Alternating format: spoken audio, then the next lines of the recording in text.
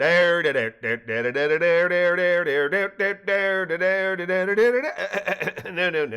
that's wrong. Dixie Diamonds 138. Metz, Edmonton, Isabella Falls, Dixie, 7:34 p.m. Via his telepathy, Balloony's cadre of allies watched through Colonel Patterson's eyes as a handcuffed Brent Carter Brentzy traversed in reverse the journey from Porton Barracks radio room to Colonel Patterson's office. Brentzy, Patterson, and MP Gene Lee double-timed as they hurried to Patterson's office where ASIO agent Willie Alley awaited.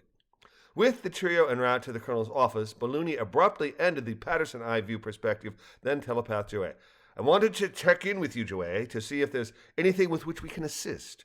We've only a moment before they'll be back in the colonel's office, and I'll need to pop back to Brentzy's perspective so we can see what the ASIO reveals both through Agent Alley's question to Brentzy and any confidential conversations he has with Patterson once they're alone. Are you all right? Piletre and I are fine, Joey replied telepathically as Balloony provided a Habaneer's eye view of Cell 22 to his friends in Australia. We're trying to communicate, but of course we must be very oblique as we're certainly under observation, both visual and aural, she telepathed.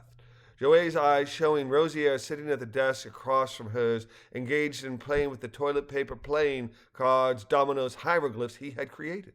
Scrunching her mouth to a puckered circle, she squinted her left eye, nodded 3 times, and said, Your turn, to Piletre. Nicely played, Rosier said, likewise nodding as he twisted his mouth to the right before stroking his chin while smiling. I wonder how the day is progressing out there, Joey asked with a sigh.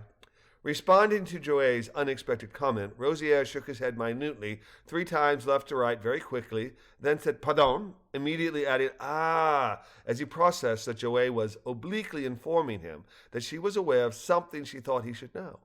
Motioning to the marked squares of TP in play, as well as those still available, he asked, I wonder what the ancient Vedas would think of their Sanskrit symbols being approximated on something so low-cast and ephemeral as the flimsiest of paper designed for the basis of tasks rather than carved in stone. Ephemeral, adjective, lasting for a very short time. An interesting question, Joey said, tilting her head to her left, furrowing her forehead and smiling before singing, Meritotes and dozy-dotes, for us Sanskrit is timely. Her improvised variation of dozied oats causing Piletre to bark a laugh. Potty humor, he said in mock mournfulness.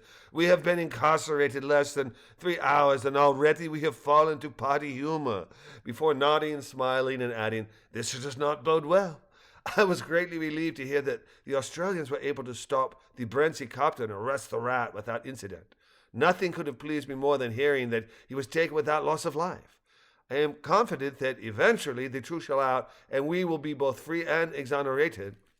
Yes, Joey said. His capture was wonderful news, and your warning concerning his Brentzy copter being an armed ship of war almost certainly saved Australian lives.